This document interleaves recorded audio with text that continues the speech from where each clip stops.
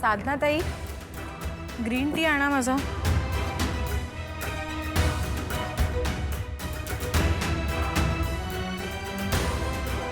प्रसिद्ध उद्योजिका अन्नपूर्णा महाजन आपली सगळी संपत्ती त्यांच्या लहान नातीच्या नावावर करणार. व्हॉट? उद्यापर्यंत आपल्या मोठ्या नातीचा तपास लागला नाही तर अन्नपूर्णा महाजन आपली सगळी संपत्ती आपल्या लहान नातीच्या म्हणजे अनिका राजन महाजनच्या नावावर करणार आहेत. का?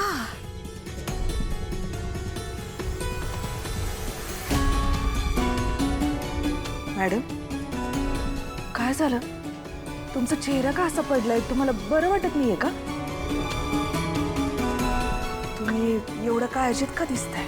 अहो साधनाताई, पेपरमध्ये बघा ना काय न्यूज आली आहे. या बघा, अन्नपूर्णाताई माहिती आहेत ना, यांची मोठी नात जर परत आली नाही तर अन्नपूर्णाताई त्यांची सगळी संपत्ती त्यांच्या लहान नातीच्या म्हणजे त्या मूर्ख अनिकाच्या नावावर करणार आहेत. काय झालंय यांना? अन्नपूर्णाताई इतक्या चांगल्या आहेत ना, पण सध्या बिचाऱ्यांवर फार वाईट दिवस आलेत. खरंय तुमचं म्हणणं. देवीगत आहेत त्या बाई. मॅडम, तुम्ही करा की काहीतरी, त्यासने बाहेर काढा की यातनं. साधनाताई, अहो मी लाख प्रयत्न करेन, पण तिथे त्या बसल्यात ना तिघी, अनिका, रागिणी आणि कामिनी. त्या कुठे कोणाला काही करू देतात? आता ही सगळी संपत्ती अन्नपूर्णाताई त्यांच्या नावावर करणार आहे, त्या अनिकाच्या नावावर. सगळी संपत्ती फस्त करून टाकेल, संपवून टाकेल ती मुलगी. मूर्ख कुठची. यातून आता फक्त एकच मार्ग आहे. अन्नपूर्णाताईंनी ही सगळी धुरा स्वतःच्या हातात घ्यायला हवी.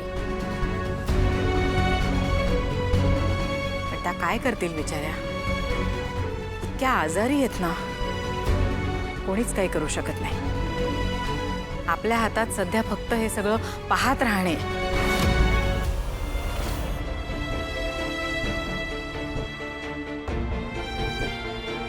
सासूबाई, मला माफ करा हो.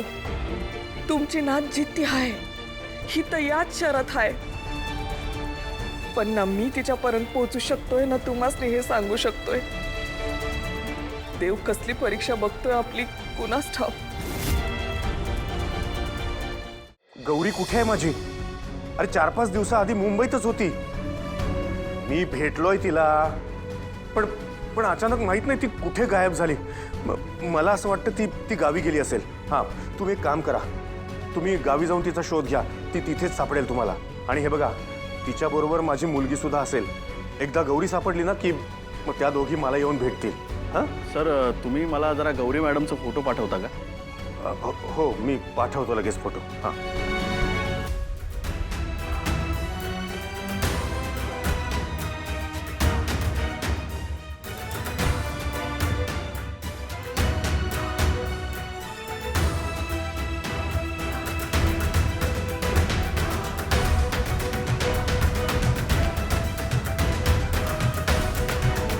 मी खूप साऱ्या कॉपीज काढल्या होत्या.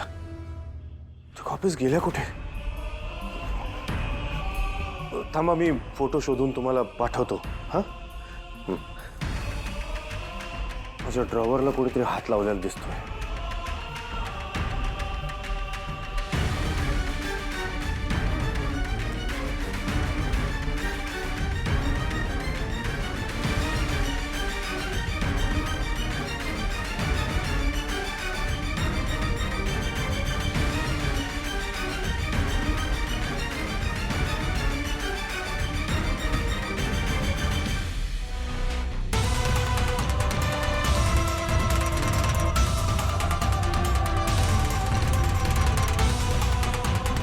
काय जळतंय?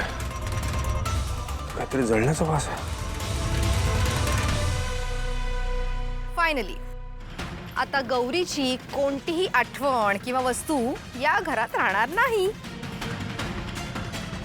वस्तू काय, एक फोटो सुद्धा राहणार नाही. गौरी, तुला मारू शकले नाही. कुठे लपून बसलीस तू? पण आता नाही. आता तुझ्या सगळ्या आठवणी, तुझे सगळे फोटो जाळून टाकणार. येस.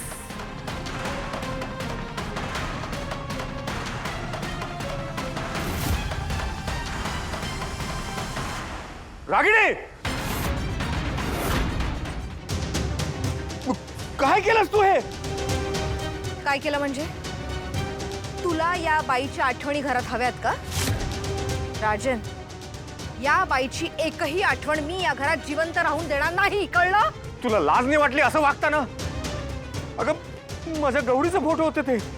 कुणाला विचारून केलंस हे?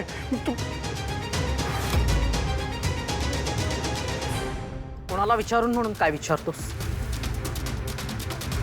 आजपर्यंत माझ्या ह्या मुलीने खूप सहन केलेलं आहे. निमूटपणे सगळ्या गोष्टी सहन केलेल्या आहेत आणि याला कारणीभूत तू आणि तुझी आई आहे. घरात एक बायको असताना तुम्ही गाववाल्या एखाद्या बाईला शोधत फिरताय आणि एवढं कमी की काय म्हणून कुठल्या तरी मुलीला तू तुझी मुलगी मान असं म्हणायला नव्हतं.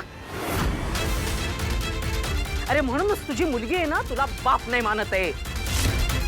कारण तुम्ही सतत तिला असं फिलिंग करून दिलेलं आहे की तू या घरामध्ये नकोशी आहेस, तुला या घरामध्ये काहीच महत्व नाहीये आणि म्हणून ती तशी वागते. आता बघूया ना वहिनीची नात कशी येते ती. आज रात्री 12 पर्यंत, फक्त 12 पर्यंत वेळ आहे आणि त्याच्यानंतर वेळ गेली की तारीख बदलली आणि बदललेल्या तारखेनुसार ही सगळी प्रॉपर्टी माझ्या अनिकाच्या नावे होणार आहे आणि असं वहिनीने लिहून दिलेले. तू साक्ष होतास या गोष्टीला, आहे लक्षात?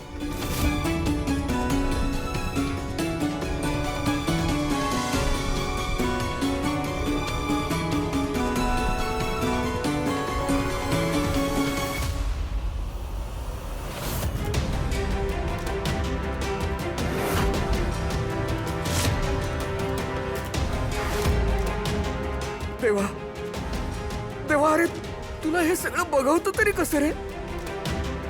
अरे असं का का गप्प बसलायस? अरे अरे कुणीतरी माझ्या अन्नपूर्णाला वाचवा. भगवंत, अरे कुणाला तरी माझ्या अन्नपूर्णाच्या मदतीला पाठव रे. अन्नपूर्णा, मी काही करू शकत नाही ग.